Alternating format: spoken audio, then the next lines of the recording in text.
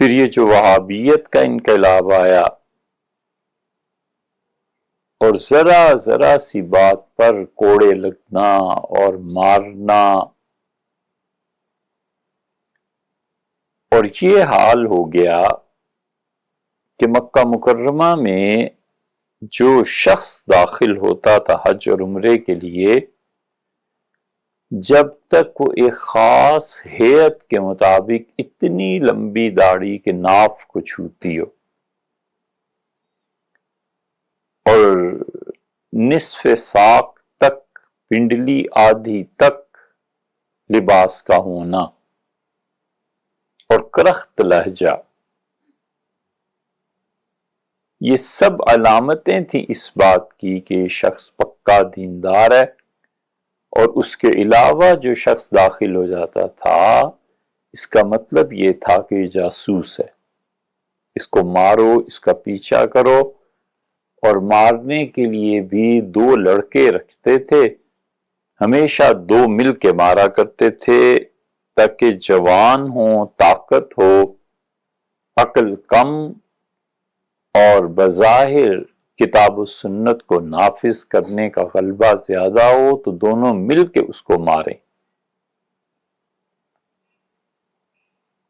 حضرت رسالت مآب صلی اللہ علیہ وسلم کے لیے سیدنا کا لفظ استعمال کرنا، قبر مبارک کے سامنے کھڑا رہنا، دعا کے لیے ہاتھ اٹھانا تو بالکل شرک تھا۔ ان 3 صدیوں میں کلی طور پر مسلمانوں کو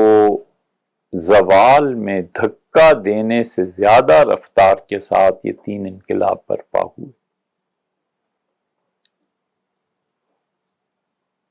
اور ان میں عمومی طور پر وہ لوگ شامل تھے جن کو مجاہد بننے کے لیے حیوانیت کی ضرورت تھی کہ حیوان بنو تو مجاہد ہو، اور دین پر عمل کرنے کے لیے 2 چیزوں میں کمی ضروری تھی، ایک علم میں اور ایک عقل میں۔ وہابیت اسی کا نام، علم کی قلت،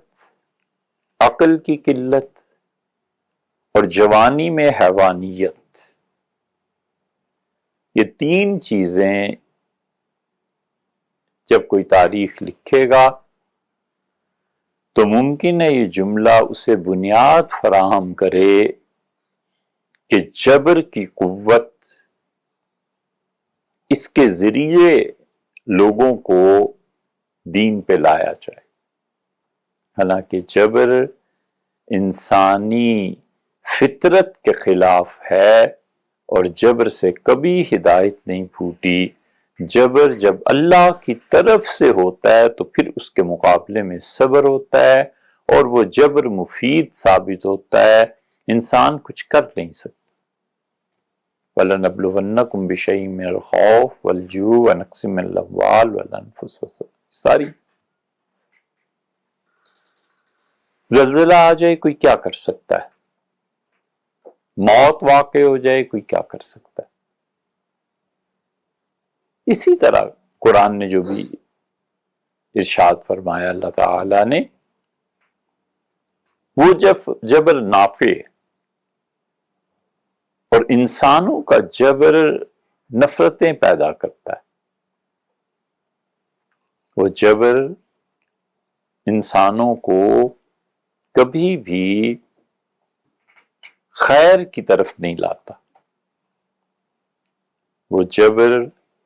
انسانوں کے ساتھ بدتر سلوک کرتا ہے۔ اسی وجہ سے کبھی آپ غور کریں تو فرض نماز سے زیادہ دل نفل نماز میں لگتا ہے، حالانکہ وہ جانتا ہے عقلاً کہ فرض کے مقابلے میں نفل کی کوئی حیثیت ہی نہیں، کالعدم ہے۔ وجہ یہ ہے کہ فرض میں جبر ہے، پڑھنے ہی پڑھنے، اور نفل میں آزادی ہے، پڑھو نہ پڑھو۔ تو انسانی نفس میں یہ بات ہے کہ جذبات کے غلبے سے انسان میں تبدیلی آتی ہے، خیر یا شر، لیکن قومیں کبھی بھی جذبات کے غلبے سے نہیں بنتی۔ قومیں بنتی ہیں علم کے غلبے سے، قومیں بنتی ہیں حکمت کے غلبے سے، اور قومیں بنتی ہیں طاقت کے غلبے سے۔ اور اس غلبے کے ساتھ جو مجاہدہ ہے وہ نفع دیتا ہے، اور مجاہد میں ایک اس کا حیوانیت کا ہونا